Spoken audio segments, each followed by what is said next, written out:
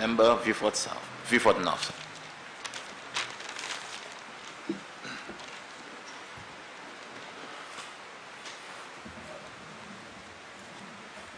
Thank you very much, Mr. Speaker. Mr. Speaker, I heard not too long ago a quote by you.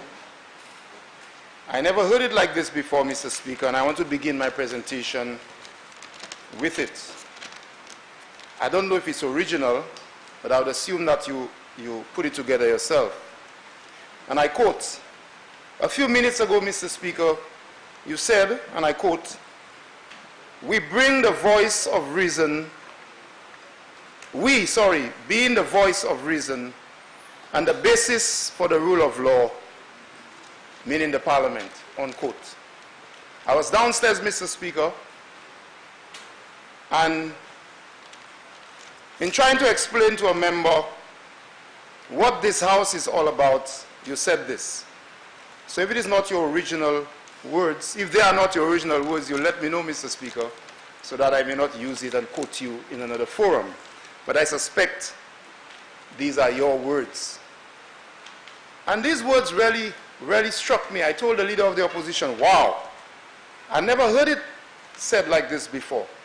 We, meaning the Parliament, being the voice of reason and the basis for the rule of law. And if this is so, Mr. Speaker, then this debate today, for me, what you said is the basis of all of it.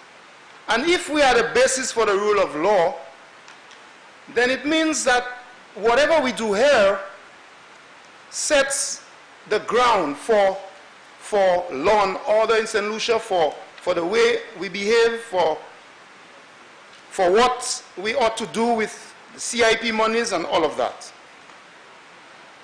I want to ask you, Mr. Speaker, to allow me to continue to digress just for 1 second, to express on behalf of the people of Vieux-Fort North our sympathy and our hearts, our emotions, to express how sorry we feel to the people of the Bahamas. Some of the people who live in Vieux-Fort North have relatives in the Bahamas, and they have been trying their very best, some unsuccessfully, to reach them and so on. We know it's a difficult time, Mr. Speaker, and on behalf of my constituents, I wish to let the people of the Bahamas know that they are in our thoughts and our prayers, and we are doing whatever we can through donations at the banks and so on to assist them. Mr. Speaker, c'est Jean Bahamas là, avant de commencer le débat, je veux dire que Jean Vieux-Fort North a sympathie avec moun Bahamas. Là, Jean Vieux-Fort North qui est famille à Bahamas. Et ça yo ka senti à présent, c'est un bagage qui twist et qui s'arrive nous n'importe avec moi quand encourager tout le monde pour mettre même ces $10 de banque là, dans bank account pour aider Jean Bahamas. And very importantly, Mr. Speaker, it's a lesson to all of us. Today is not the day for it, but climate change, the impact of climate change is something that we must really pay attention to. And very quickly, Mr. Speaker, it's been a while. I was not at the last House sitting, but I want to pause again to congratulate the new executive of the NYC, the National Youth Council, and I'm very proud, Mr. Speaker, that young Stacey Elver from Vieux-Fort North is on the executive of the NYC, and she's a brilliant, she's brilliant, and I'm hoping for the best for her. And again, since I was not here, I wish to congratulate our groovy monarch of Vieux Twizin Boys, Sly. He is also from Vieux-Fort North, and to congratulate Moto on all of the work that he's doing around the Caribbean and around the world. Moto is also from Laritret Grace in Vieux-Fort North. But Mr. Speaker, yes, oh Lord, what a mix-up. Mr. Speaker, I stand to support the motion moved by the member for Castries South. Mr. Speaker, changes to the regulations of the CIP represents another example of what I perceive to be the continued abuse of power by this administration. Mr. Speaker, Sanadi a say, changement gouvernement fait en affaires citizenship by investment là, pour moi, quand nous avons un autre exemple, qui manière gouvernement presque toutes les, qu'a fait bagaille qui moins quoi, qu'a abusé pouvoir qui c'est moun cette licia bayo. The changes, Mr. Speaker, will cause the government and the agencies to create a situation where there is perceived less oversight and less accountability. This is what I believe. And Mr. Speaker, I listened especially to the member for Miku South, the Prime Minister, and he gave long explanations about the Citizenship by Investment program. He spoke about the escrow account, producing a letter, and even went into a debate about whether CIP monies will pay for DSH and all of that, denying what he said on a television program. And of course, Mr. Speaker, you ruled that what he said on a television program is not a matter for discussion here, but I am sure those with Facebook and social media will realize that as soon as he said it, we had already posted. I want to say I never said it's not a matter for discussion here. Okay. I did not say that. So I just want to, I'm not going to repeat what I said, but that's not what I said. Okay, Mr. Speaker, I think I misunderstood you. But Mr. Speaker, this matter has already been put to rest. Because as we have always said in this House, what we say in this House we have evidence for and of. And so this thing about the Prime Minister not saying that the CIP proceeds will pay for DSH, this matter has been put to rest. For the time being. Not for the time being, because we have posted his exact comments on Rick Wayne's show on Facebook, on social media. It's there. Anybody can take your phone and go listen to it. Who was there? Was it the same Prime Minister or some other person in costume? Was he the one there? So you can go there and see it. So this matter has been put to rest. What he said that no CIP, that has been put to rest. Because in December he said it, and we have posted it. Well, let me not say we, among other people, I posted it. So it's there for evidence. So, Mr. Speaker, what I heard this morning, especially from the member for Miku South, is once again all kinds of confusing explanations to give. He's trying to give credit to the fact that it is very clear that they have changed the rules, and as I perceive it, to make the administration of the CIP very confusing, and therefore accountability is more difficult to achieve. And so, Mr. Speaker, I want to deal with the two specific regulations which my comrade member and the member for Castres South indicated.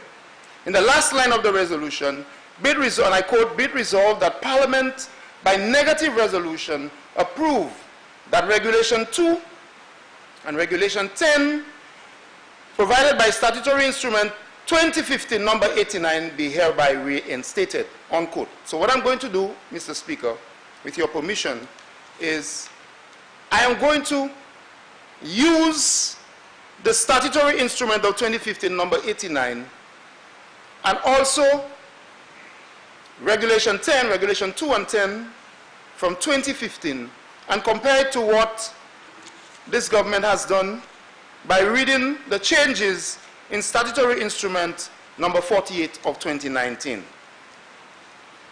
I think it's very important, Mr. Speaker, for me to take them line by line and explain why I believe that the changes will not be beneficial to my constituents, the people whom I serve, and to the people of St. Lucia in general. Statutory instrument number 89 of 2015, in the interpretation, number 2, approved irrevocable escrow means, and I'm quoting, means the instrument used to hold the relevant funds in trust in St. Lucia for the applicant by an authorized agent, a registered trust company, or an entity whose business is the provision of trust or custodial services to be released upon the fulfillment of the conditions as agreed to by both the applicant and the board, unquote. So, Mr. Speaker, this is what the last Labour government had. This is 2015. And I want to explain this so we can compare to what this government has done. And as you said, Mr. Speaker, I really like that quote. We being the voice of reason and the basis for the rule of law.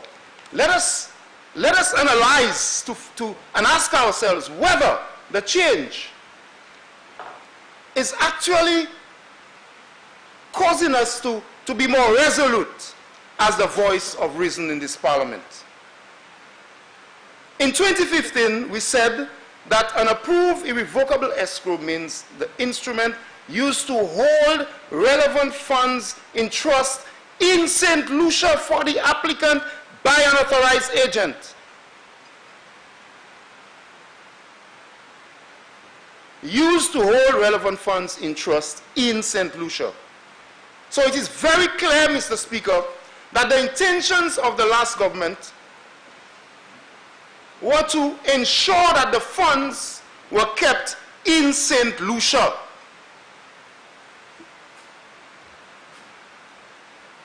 Ça m'a voulu dire, Mr. Speaker, je vais prendre un chaitan pour expliquer.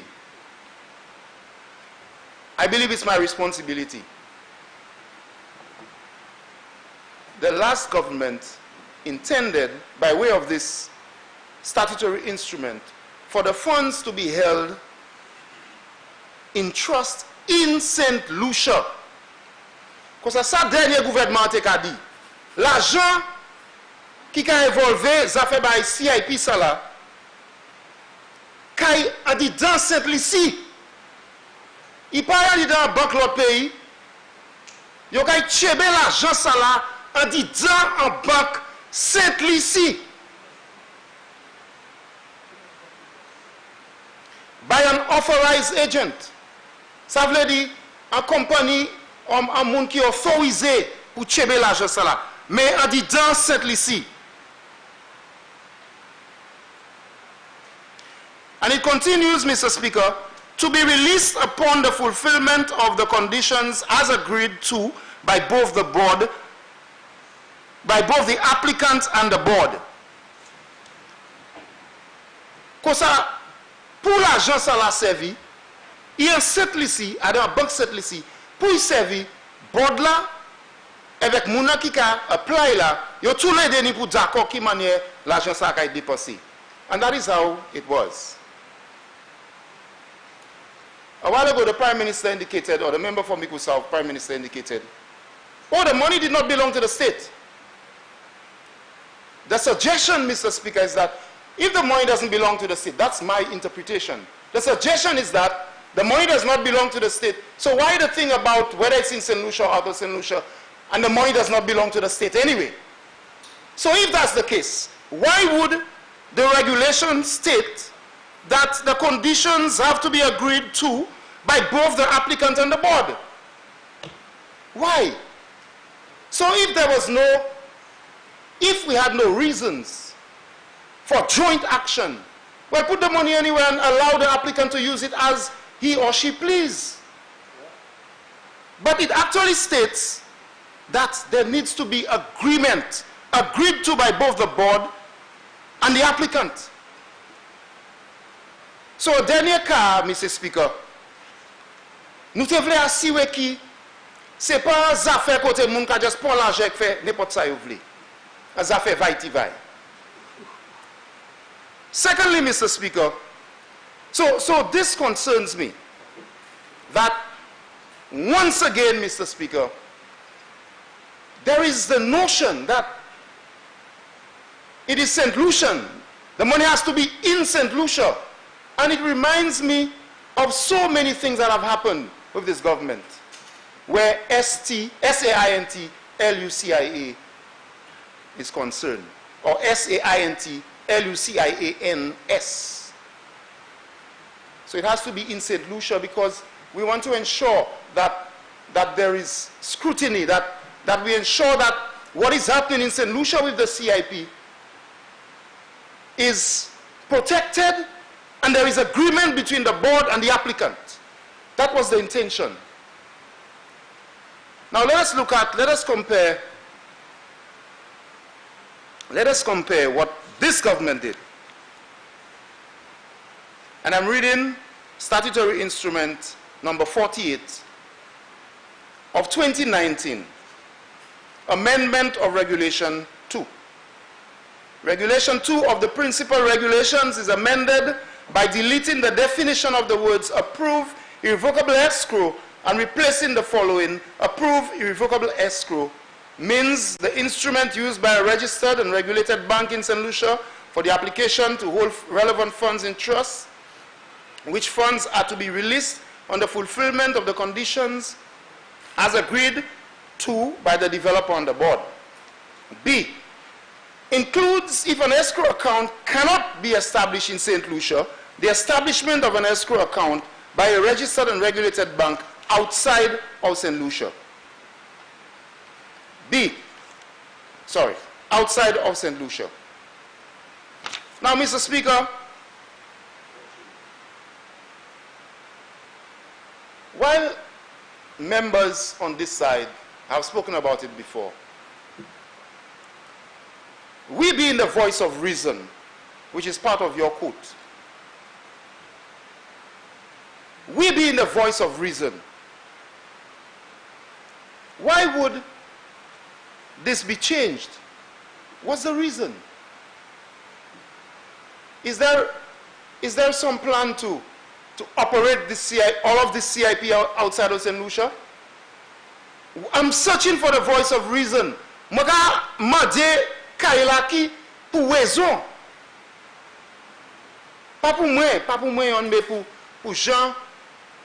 Maga madje kaila qui manière l'argent qui involve les affaires CIP ça là, après ce gouvernement a dit, ou ça mettait à battre l'autre pays. Why? What is the... I hear all this thing about banks and rules and what is happening to banks and scrutiny and that kind of thing. Well, that should be a good thing. If everything around DSH, for example, which will be paid for by CIP, according to the Prime Minister, and I wish he was here to stand on a point of order and say he didn't say that. It would give me a perfect opportunity to play the clip. I wish he was there. Where is he? What I said at that point was this, because the Prime Minister stood here and he said he did not say it. And the good member for Castro South indicated that he did say it on the outside. What I did say to the member for Castro South was that he needs to indicate, because I'm only concerned with what is being said in here, and my ruling can only be of matters in here. So if you're going to say he said it on the outside, all I indicated then was for you to be more specific to say where he said it, so that we're not confused as to what is being said. Because he actually said in here that he did not say it. The only way any member in here can challenge the Prime Minister is if he misleads the House in here. Not on what he said outside. I can't take him on what he said on the outside. You may proceed. Thank you, Mr. Speaker. So, Mr. Speaker, he did say that CIP would pay for for the DSH. And the question is, if this is the case, why is it necessary for there to be an escrow account established outside? And my point is, Mr. Speaker, this once again adds to the litany of actions by this government that has created a story of the St. Lucian as an outsider, that continues to build a story of St. Lucia as the outsider. That is what is happening here, Mr. Speaker. If we look at the amendment of Regulation 10, and I am concerned, just as the member for Castries South, amendment of Regulation 10 in statutory instrument number 48, 4(1)(c), any other project that the minister, on the recommendation of the unit after consultation with cabinet, considers necessary. Why am I concerned? The member for Miku South continues to say that the CIP funds, a statement on the CIP funds was made in the appropriation debate. And he continues to say that they made full disclosure on the CIP funds. Well, I did not know, for example, that the CIP funds paid $14 million for the range. I did not know that. I don't know if it's in the estimates. I don't know where in the estimates. I tried to look for it. I went for a book deliberately, and I looked for it. So maybe the member for Castries South can again ask the question, because it was indicated that full disclosure was made during the debate. But today I'm hearing that CIP paid $14 million to range. And we know they paid a lot more. So again, Mr. Speaker, it's confusion. And all of the lines of expenditure that was enunciated by the member for Miku South and Prime Minister earlier, when he spoke about what CIP monies were used for, begs the question. There's a lot of confusion, Mr. Speaker. You go to Dominica, and you know that CIP funds are building beautiful houses for people. So you say, yes, that is CIP. You go to another country, CIP funds are doing X, Y, and Z. Yes, CIP. But you come to St. Lucia, and you have to beg the government, and they give you an obscure report. First time you heard about $14 million being paid to range, you heard payments to all kinds of things. Today, Mr. Speaker, payment to all kinds of things, and the Prime Minister says, go to the estimates to get it. I went to the estimates, and I can't find the $14 million for range.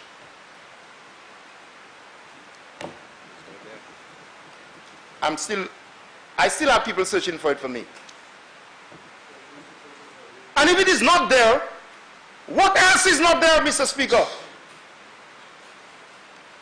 And in the Prime Minister's response, in his contribution, he went on a tangent to speak about Sandy Beach, and it's the same thing. They go to high-end things, not on the beach. All of a sudden, it's not on Sandy Beach, but it's somewhere else near Sandy Beach. The Prime Minister has learned very well, and he's going to learn even more, that the people of Vieux Fort and those who consider the beaches of Vieux Fort sacred warned, and I warned in this house. When I spoke about Tululu and DSH on Sandy Beach, they all laughed. But today, it's something else that's on Sandy Beach, not DSH. And the same scrutiny we placed on DSH at Sandy Beach. And today, we heard nothing about DSH at Sandy Beach. And I want to place on record the work done by the Vieux Fort forces and all of the people who walked every Saturday on Sandy Beach, including Father Kevin Murray, whom they tried everything, including Father Kevin Murray. And thankfully, we joined him on Saturday, the 3 parliamentarians and others, to thank him for his sterling contribution to human development in St. Lucia. When he stood up and said, "You are not touching that beach," they said he's a politician clothed in the cloak of a priest. Well, DSH did not touch the beach, and I can guarantee you that whatever they're planning to do on the beach, if they touch our beach, we are going to stand up and protest and ensure that the beach of Vieux Fort remains for the people of Vieux Fort who walk that beach every morning, who leisure at that beach. The people of Vieux Fort North and South. Vieux Fort North and South, Castries, Gros-Îlet, everywhere. I'm just responding to what the Prime Minister introduced it in the debate. I'm not making noise. When I said about Tululu on Sandy Beach, I wasn't making noise. I was very serious. And there is no DSH on Sandy Beach today. I give credit to God, not to me. And so, Mr. Speaker, I want to go back to the resolution, to the motion, and to say that it is the same attitude, même qualité attitude là, Mr. Speaker, qui nous attend yon bagay, yon le, Premier Ministre l'a dit, il te dit tout bagay about CIP funds, a dit dans debate budget. Ça yon ka kriye en anglais appropriation bill, qu'on nous a vini debate combien l'argent gouvernement a dépensé. Lui même dit quand l'argent yon dépensé en les CIP, a dit dans livre ça là, a dit dans document. Jodi a maintenant 14 millions de dollars aller by range. Et matin, jamais ouais ça en livre là. Comment dire en anglais? Si ça partit en livre là, qui laisse l'autre bagaille qui part en livre ça là, Mr. Speaker? Qui laisse l'autre bagaille?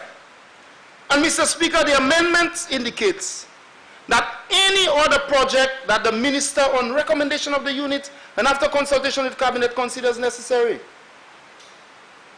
I just don't trust it, Mr. Speaker. So there is no requirement to come to Parliament to debate it. This level of scrutiny has been removed. There is no requirement. Just as, Mr. Speaker, there's no requirement, no thought, no voice of reason to discuss with the people of the South the whole DSH in a town hall meeting. There's the voice of reason to go discuss it in England and the US, but no voice of reason to discuss it with the people. No voice of reason. No voice of reason.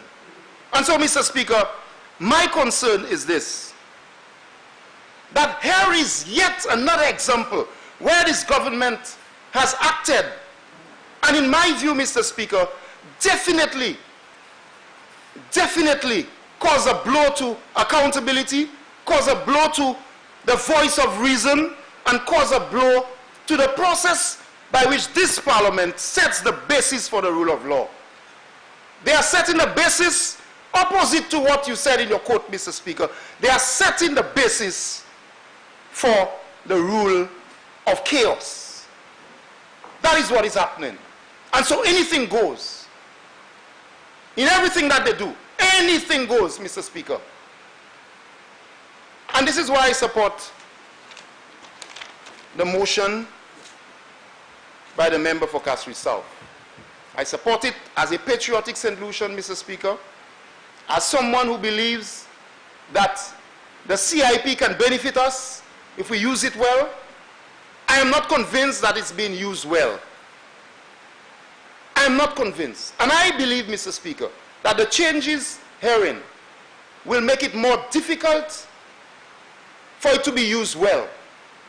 I believe that it will be used as a tool and as a weapon against even my constituents. I believe so, Mr. Speaker.